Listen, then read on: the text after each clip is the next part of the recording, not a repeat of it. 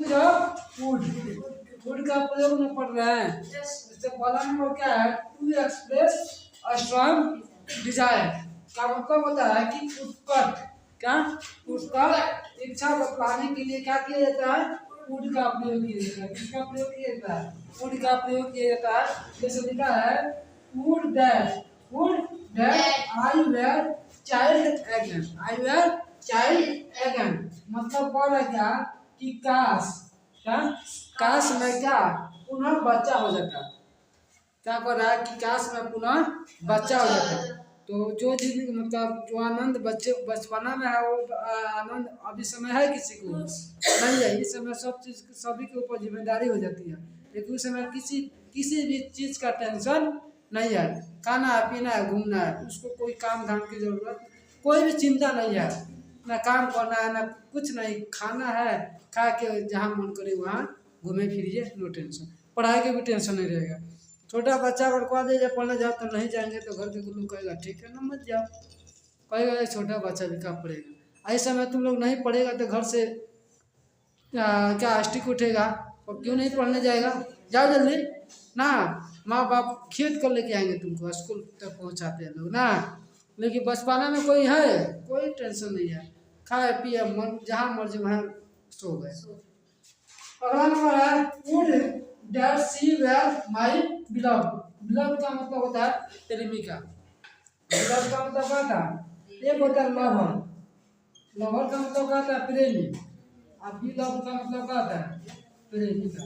मतलब ये क्या है, आप लोग जानते हैं मास्कुलिन जेंडर और फेमिनिन जेंडर पढ़े हैं ना, वही चीज है। इसको अपोजिट भी कर सकते हैं ना, यानी तो वही चीज है, काश वह मेरी क्या होती प्रेमिका होती। इसका मतलब है कि क्या कर रहा है कि इच्छा बतला रहा है ना, कि मतलब वो भी नहीं है, वो सोच रहा है कि काश मैं बचपन मेरी मतलब मैं पुनः मेरी क्या होता है बच्चा हो जाता है। काश मेरी क्या है एक और हो जाता है। एक और यहाँ पर लिख सकते हैं क्या कि वुड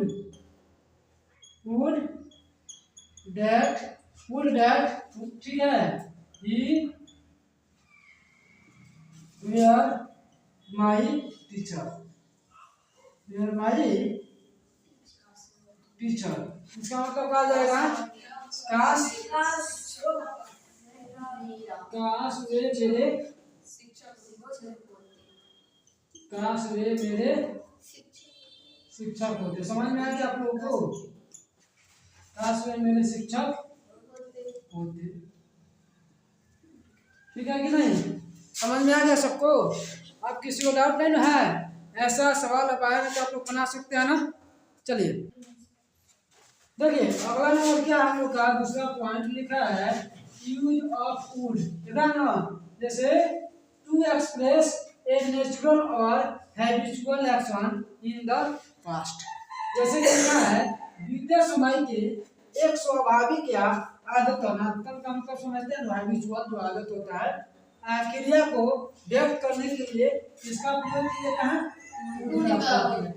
यानी बीते समय के लिए। किसके लिए, बीते समय। जैसे कि लिखा है when I was in London he would come to me every evening।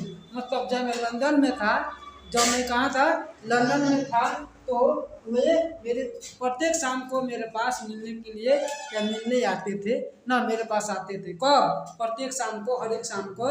Every evening का मतलब होता है हर एक शाम को, रोज शाम को मिलने आते थे। ना होता है कि जैसे मान लो यहाँ पे तुम लोग डेली मेरे पास पढ़ने आते हो, तो उसी तरह वो भी कहा है कि मेरे पास डेली शाम को कहाँ पढ़ने आते थे, मिलने आते थे। कहाँ, तो लंदन में, जब मैं लंदन में था। समझ में आ गया, इंग्लिश में हो जाएगा when I was in London he would come to me every evening। अगला नंबर क्या है, when he was a minister, जब वे मंत्री थे, तो he would help all who come to him, यानी वे सभी का मदद करते जो उनके पास पहुंचते ना, जो भी उनके पास जाते सबका मदद करते। कब, जब वे मंत्री थे तब ना, सभी का मदद करते। ऐसा कोई नहीं है जो मतलब उनके पास गया तो वो मदद ना करते, सभी का मदद करते थे जब उनके पास जाता था लोग ना। चलिए अगला नंबर पॉइंट का लिखा है to express unfulfilled. Unfulfilled action का मतलब होता है अनफुलफिल्ड का मतलब होता है अधूरे काम। क्या? अधूरे कार्य की अभिव्यक्ति के लिए इसका प्रयोग किया जाता है, किया जाता है।